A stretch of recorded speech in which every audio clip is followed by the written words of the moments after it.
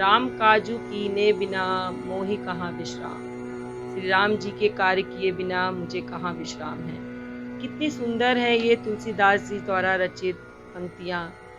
सच ही है, सच्चा भक्त तो वो ही होता है जिसे अपनी इष्ट की सेवा किए बिना कहीं चैन नहीं आता। पर आप कहेंगे ये तो कलयुग है भैया, यहाँ भगवान साक्षात कहाँ कि हम जाकर उनकी सेवा करें। पर किसी ज़रूरतमंद की सहायता करना क्या भगवान की सेवा नहीं? किसी के दुख में अपने अपनत्व को जताना ये भी भगवान की सेवा ही है। भगवान का भजन करना, उनका कीर्तन करना, उनके नाम का सुमिरन करना, ये सारा भगवान की सेवा के अंतर्गत ही आता है।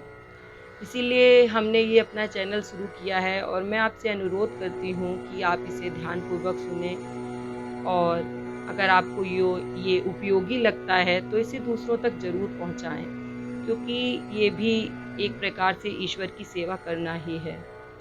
ऐसा स्वयं गीता में भगवान कृष्ण ने अर्जुन से कहा है कि मेरे द्वारा दिए हुए ज्ञान को जो दूसरों तक पहुंचाता है, इसे भी एक प्रकार की भक्ति के अंतर्गत ही रखा जाता है। राम राम दोस्तों, जैसा कि आपने हमारे चैनल के नाम से जान ही लिया होगा कि हमारा ये चैनल बाबा को समर्पित है और मैं हूँ बाबा की एक बहुत ही छोटी सी सेविका, जो आप तक उनसे जुड़े हुए कुछ रोचक तथ्यों को, कुछ रोमांचक स्थानों को और छोटे छोटे उपायों को पहुंचाने का प्रयास करती रहती हूँ।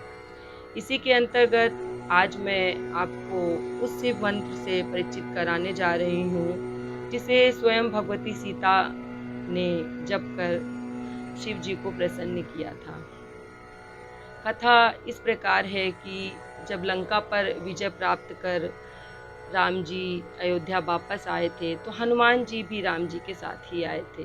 वे राम जी के बिना शायद ही क्षण भर रह पाते होंगे। उनके रोम रोम में माता सीता एवं प्रभु राम की मोहनी मूरत बस चुकी थी और माता जानकी भी हनुमान जी को अपने पुत्र के समान ही प्रेम करती थी और प्रतिदिन उन्हें स्वयं भोजन भी कराती थी। किंतु एक दिन माता ने जब हनुमान जी को प्रसाद ग्रहण करने के लिए निमंत्रित किया और उन्हें रोजाना की तरह प्रेम से भोजन परोसना शुरू कर दिया, पर आज तो हनुमान जी का स्वरूप कुछ और ही था। माता सीता बार बार उनको भोजन परोसती और बाबा उसे क्षण भर में ही समाप्त कर देते। फिर वो भोजन परोसती और बाबा उसे क्षण भर में समाप्त कर देते। ऐसा कई बार चलता रहा। माता सीता बड़ी आश्चर्यचकित हुई और उनके मन में कुछ शंका सी उत्पन्न हुई। उन्होंने सोचा कि आज कुछ तो अलग है। उन्होंने तुरंत ध्यान योग लगाया और उन्हें तुरंत समझ में आ गया कि हनुमान जी के रूप में ये तो साक्षात गंगाधर रुद्र हैं, जो वानर रूप में आज प्रकट हुए हैं। माता ने उन्हें पहचानने के बाद उन्हें मन ही मन प्रणाम किया और फिर से भोजन कराना प्रारंभ कर दिया। परंतु हनुमान रूप धरे शिव जी कहाँ मानने वाले थे। वो तो माता की परीक्षा लेने पर अब तो आतुर हो गए थे।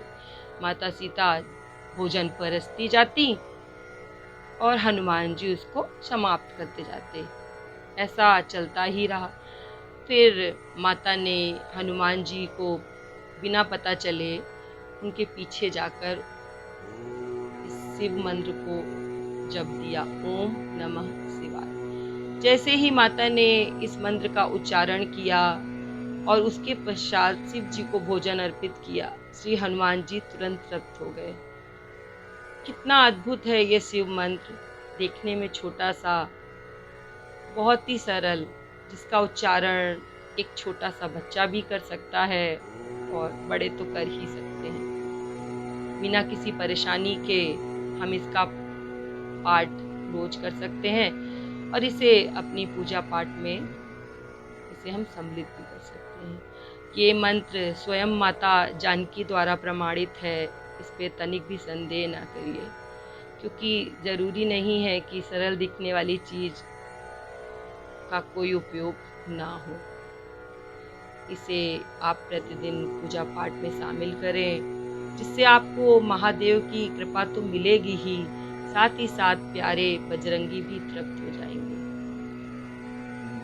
अब मैं अपनी वाणी को विराम देती हूँ और भगवान से प्रार्थना करती हूँ कि ईश्वर आपको सद्बुद्धि दे और इस कठिन समय में आपके और आपके परिवार की सुरक्षा करें, क्योंकि इन 4 महीनों में अगर आप इस कोरोना नामक महामारी से बचे हुए हैं, तो कहीं न कहीं आपके ऊपर भगवान की बहुत बड़ी कृपा है।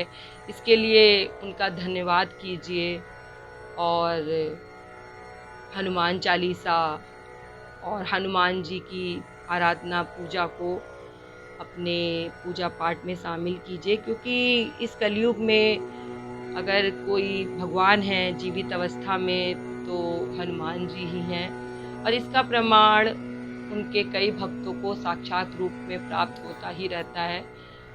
इसी के साथ जय श्री राम, जय बाबा।